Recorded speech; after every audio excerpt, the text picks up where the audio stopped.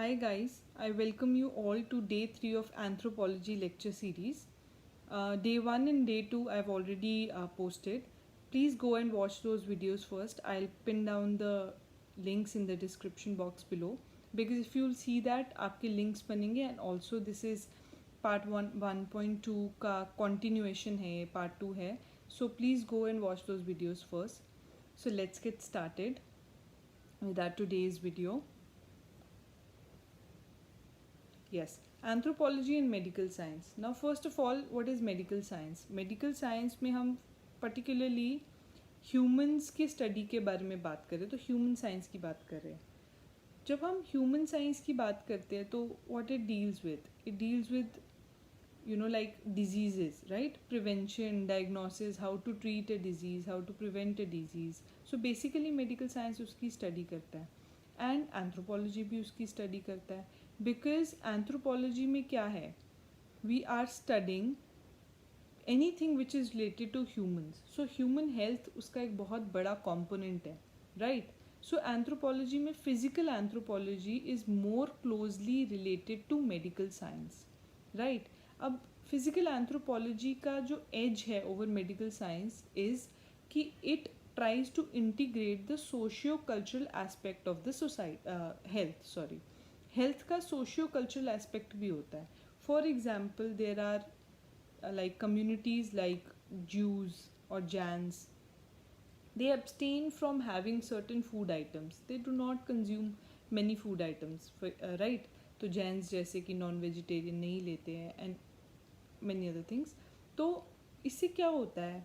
अब अगर medical science में है they will give you a balance diet irrespective of कोई वेजिटेरियन है नॉन वेजिटेरियन है किस टाइप का फूड खाता है they will just scientifically give a balance diet का कॉन्सेप्ट कि what should a person have. But Jains and Jews में ऐसा नहीं है ना.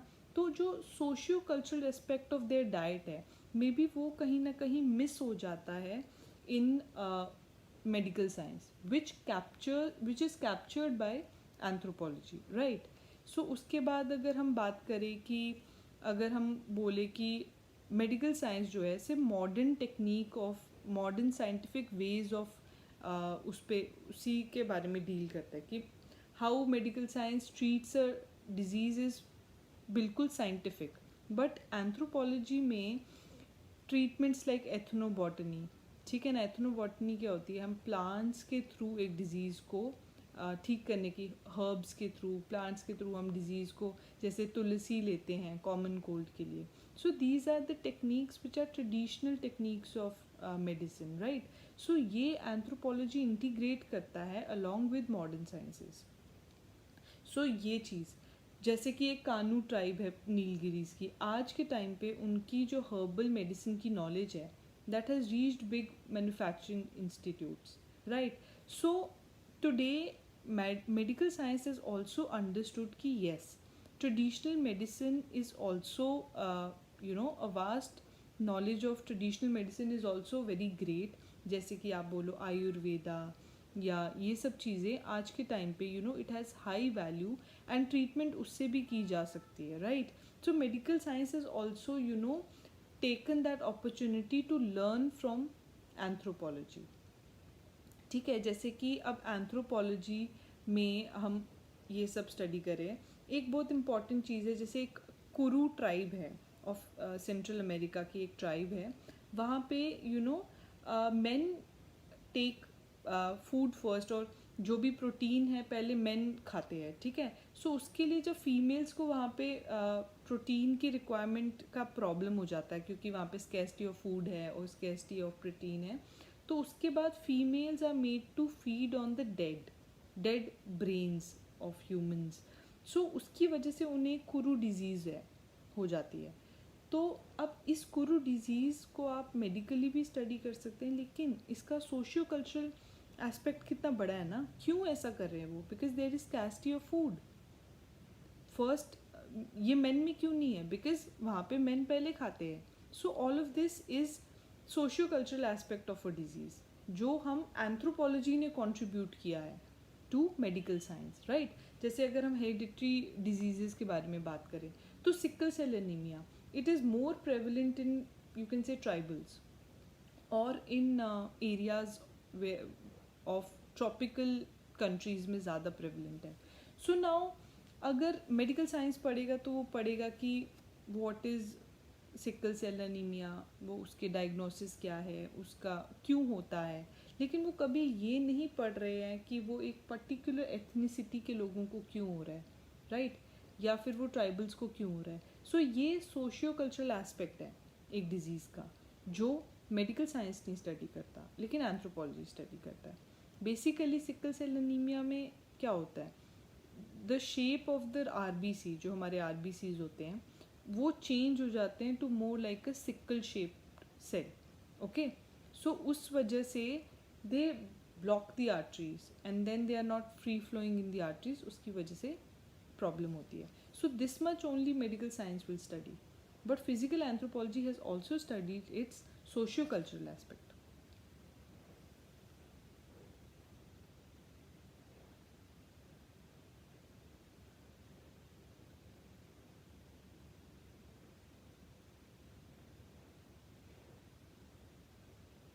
जैसे कि हम बोलते हैं आरबीसी का शेप होता है ऐसा, ये this is normal RBC, this is sickle shaped RBC. Okay, so जैसे आर्टरीज है तो ये सिकल शेप्ड वाला ऐसे करके ना ब्लॉक कर देगा आर्टरीज को, so it will not pass on freely in the.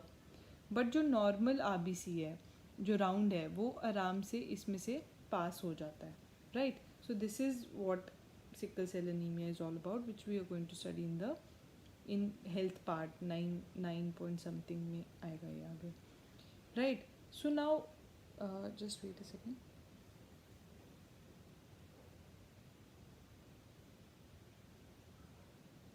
या, so now what are the similarities between the two. ये तो हो गया कॉन्ट्रीब्यूशन एंड ऑल. सिमिलैरिटीज़ है जैसे दोनों ही ब्लड ग्रुप्स की स्टडी करते हैं, राइट. लाइक जब हम रेस का कॉन्सेप्ट भी पढ़ेंगे तो उसमें भी हम मतलब ब्लड ग्रुप्स की स्टडी करेंगे एंड ऑल ऑफ दैट. तो एंथ्रोपोलॉजी भी स्टडी करता है, मेडिकल साइंस भी स्टडी करता है, राइट. उसके बाद हम स्टडी करते हैं बहुत चीज़ें सिमिलरली, लाइक डर्मेटोग्राफी. डर्मेटोग्राफी क्या होती है, basically study of like fingerprints की स्टडी. ओके, फिंगरप्रिंट्स की स्टडी और वो सब बहुत इंपॉर्टेंट है. फोरेंसिक साइंस में इम्पॉर्टेंस है, क्रिमिनल स्टडीज़ में डर्मेटोग्राफी इज़ इम्पॉर्टेंट. सो यहाँ पे मेडिकल साइंस भी पढ़ता है, एंथ्रोपोलॉजी भी पढ़ता है. Then anthropometry. एंथ्रोपोमेट्री क्या हो गया, we study the body types, different body types, like some are lean, some are more athletic, some are bulky body types. So different body structures भी हम पढ़ते हैं. अगर आज हमको जैसे साइजेस के क्लोथ्स मिलते हैं, स्मॉल मीडियम लार्ज, ये कैसे मिलते हैं, बिकॉज हमने डिफरेंट बॉडी टाइप्स को स्टडी किया हुआ है. So then जीरोंटोलॉजी. जीरोंटोलॉजी क्या होती है, growth and development patterns of human beings. What is that, कि अगर हम बोलते कि एक बेबी है, from an embryonic stage to how it becomes a full blown baby, then like when they grow up, उनकी मोटर स्किल्स कब develop होती है, लैंग्वेज स्किल्स कब डेवलप होती है, बॉडी में फैट डिपोजिशन किस हिसाब से होता है, देन प्यूबर्टी आती है, एजिंग होती है, सेनेसेंस होती है. ये सब चीज़ें growth and development patterns human beings का एंथ्रो भी स्टडी करता है और मेडिकल साइंस भी स्टडी करता है, right. Then genetic engineering and biotechnology. Genetic engineering क्या है, जैसे कि हम जीन थेरेपी करते हैं, जीन एडिटिंग करते हैं. जीन थेरेपी क्या होती है, बेसिकली जीन थेरेपी होती है कि कोई डिफेक्टिव जीन को we are trying to correct it, we are trying to मतलब जो नॉन फंक्शनल जीन है उसको करेक्ट करते हैं. एंड जीन एडिटिंग क्या है, जैसे you must have heard about many GM, genetic modified crops, right, कि हम उनको हर्बिसाइड रेजिस्टेंट बनाने की कोशिश कर रहे हैं, पेस्टिसाइड रेजिस्टेंट बनाने की कोशिश कर रहे हैं. So what we are doing, we need a gene that is herbicide resistant and we introduce that gene into the modified cell, right. So that is genetic engineering. So genetic engineering भी again anthropology का part है, medical science का part है, because disease को cure करने में, जेनेटिक disease को क्योर करने में genetic engineering has a huge role to play. Again वो ह्यूमंस की स्टडी है तो एंथ्रोपोलॉजी का पार्ट है, मेडिकल साइंस का पार्ट है. So yeah, so this was the contribution of anthropology as well as what are the similarities between anthropology and medical science.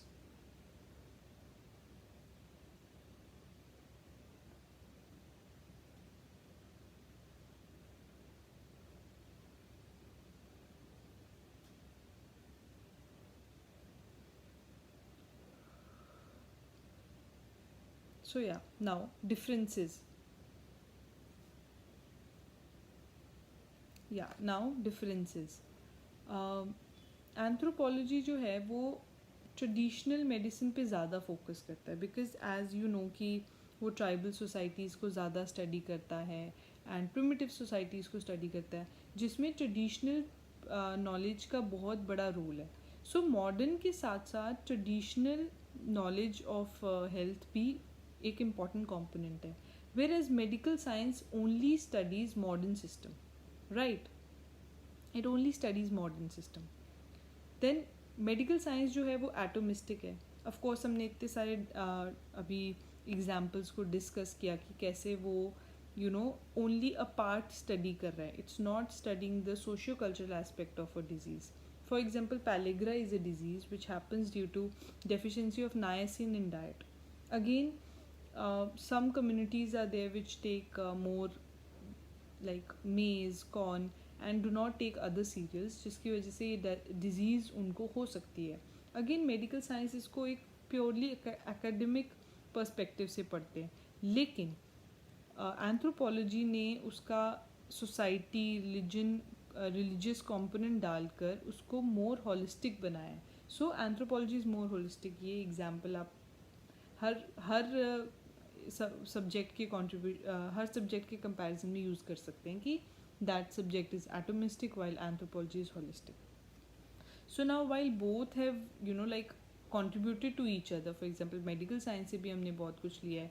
Blood groups की study कैसे करते हैं, जेनेटिक्स की स्टडी कैसे करते हैं, all of that has been taken by medical science only.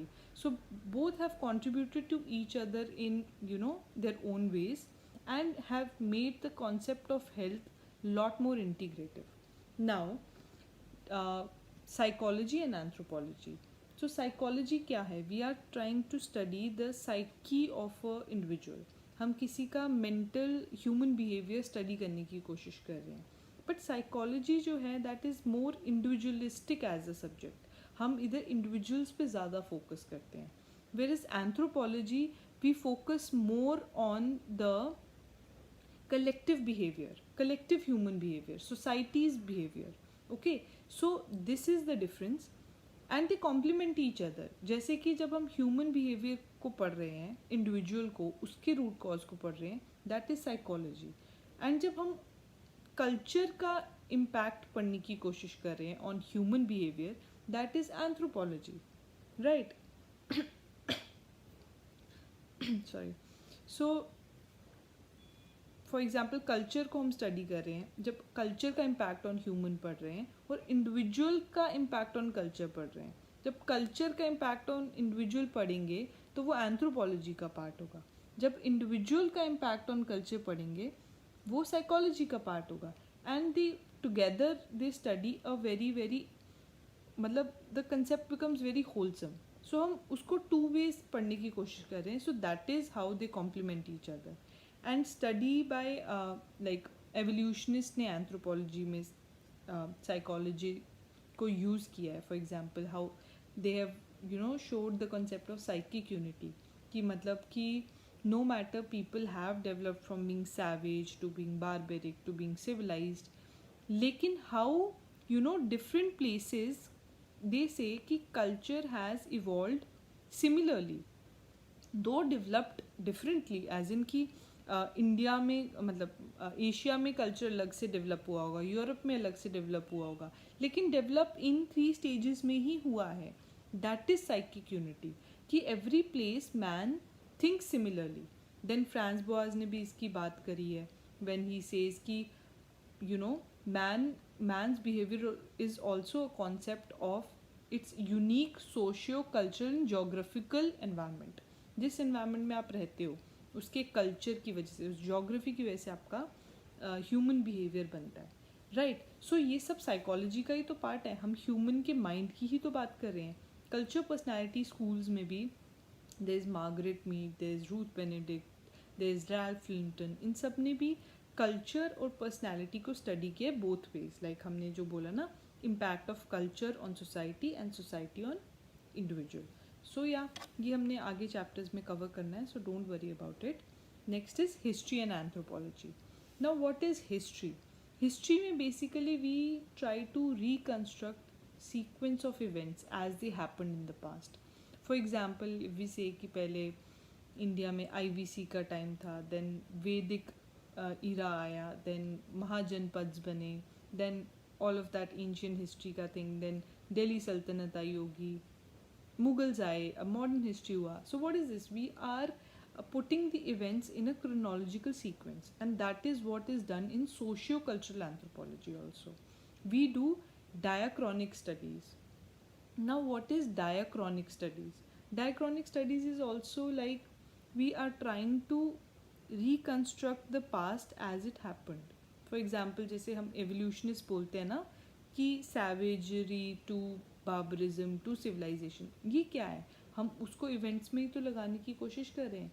Like हमने बोला सैवेज थे जब भी लैंग्वेज नहीं था, स्क्रिप्ट नहीं था, सेटल्ड सोसाइटी नहीं थी, you know there was no economic differentiation, सब लोग एक काम कर रहे थे, दैट इज़ हंटिंग गैदरिंग. फिर उसके बाद एग्रीकल्चर आया तो सोसाइटी बनी, रिलीजन आया, you know people from being similar चीज़ें करने से लोगों ने अलग अलग चीज़ें करने लगी क्योंकि पॉटरी आ गई एग्रीकल्चर को स्टोर करने के लिए. So what is this? We have created a sequence of things, right. तो इवांस प्रिचर्ड ने क्या बोला? ही सेड कि socio cultural anthropology is historiography to a great extent. Means कि उन्होंने बोला कि socio cultural anthropology is nothing very different, it's historiography only, it's similar to historiography. Now relationship with biological anthropology. Now biological anthropology is what? हम human के evolution के बारे में study कर रहे हैं, like how human has got on to the top of like the animal kingdom, या फिर हम कैसे इतने इवॉल्व ह्यूमन स्पीशीज़ बने. मे बी पहले हम लोग इरेक्ट पॉस्चर, हमारा इरेक्ट हुआ पॉस्चर तो हमारे हैंड्स फ्री हुए, then we started you know making tools with our hands, तो हमारे ब्रेन की डेवलपमेंट हुई.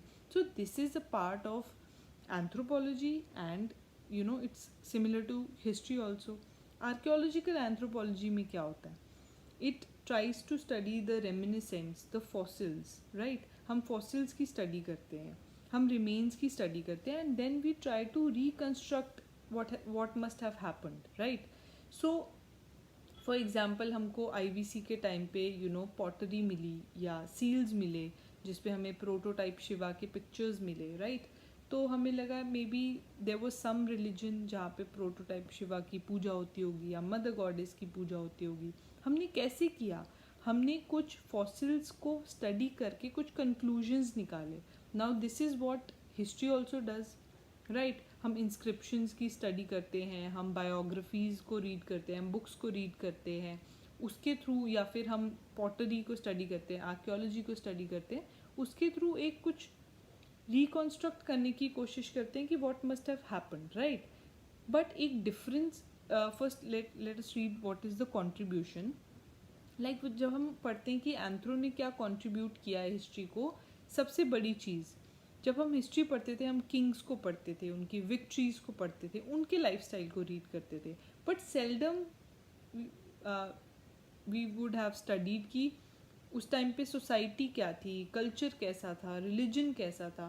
This part of history was tapped into bye anthropology. उन्होंने स्टडी करा थ्रू चीज़ें लाइक फॉर एग्जांपल एक सील मिलने से उन्होंने स्टडी किया, ओके तो रिलीजन में शायद यू नो प्रोटोटाइप शिवा की पूजा होती होगी, या फिर उनको टेम्पल्स नहीं मिले, या ऐसे मतलब तब वर्ण सिस्टम थे या नहीं. So all of this was you know like tapped into by socio-cultural anthropology. Now difference में again that part I've already told you, you can just quote the same thing, anthropology is more holistic, because history में क्या है, हम history में we focus more on the history जो हमको inscription से पढ़ा है, biography से पढ़ा है, जिसके रिटन रिकॉर्ड्स हैं. एंथ्रोपोलॉजी स्टडीज़ सोसाइटीज़ जिनके कोई रिटन रिकॉर्ड्स नहीं है, क्योंकि आज भी ट्राइबल सोसाइटीज़ ऐसे हैं जिनके शायद लैंग्वेज नहीं है, राइट. सो हम उनको स्टडी करें आज भी. ये सबसे बड़ा डिफरेंस है, बिकॉज हम प्री हिस्ट्री और प्रोटो हिस्ट्री को इतना नहीं स्टडी करते जहाँ पे लैंग्वेज नहीं थी या डिसाइफर नहीं हो पाई. बट एंथ्रोपोलॉजी का तो सब्जेक्ट मैटर ही वो लोग हैं जिनके रिटन रिकॉर्ड्स नहीं है, right. So difference one. Difference two is कि हिस्ट्री जो है सेकेंडरी सोर्सेज पे ज़्यादा रिलाई करती है, राइट. जैसे इंस्क्रिप्शंस, बुक्स लिखी जाती थी, उनके थ्रू आपने कॉन्स्ट्रक्ट किया कि व्हाट मस्ट हैव हैपेंड, किसके बाद कौन आया था. जैसे आपने अशोका के पिलर्स की स्टडी करी तो उस पर उसने जो लिखा था उससे स्टडी करी, राइट. बट एंथ्रोपोलॉजी में ऐसा नहीं होता. फर्स्ट हैंड स्टडी होती है. वो पास्ट, प्रेजेंट एंड फ्यूचर की स्टडी करने की कोशिश करते हैं through unique techniques like participant observation, face to face studies. So basically it is studying not only the past as history but also the present and future through very unique concepts that are like evolved or maybe a gift of anthropology to other subjects. So yes, this is all for today. We have finished our 1.2 and I'll come up with the next lecture very soon. Till then, please like, share and subscribe, and please motivate me to make such good content for you guys. Thank you. And इसके बाद हम पहले वो topics उठा लेंगे जिनका weightage paper में ज़्यादा होता है. So yeah, thank you so much.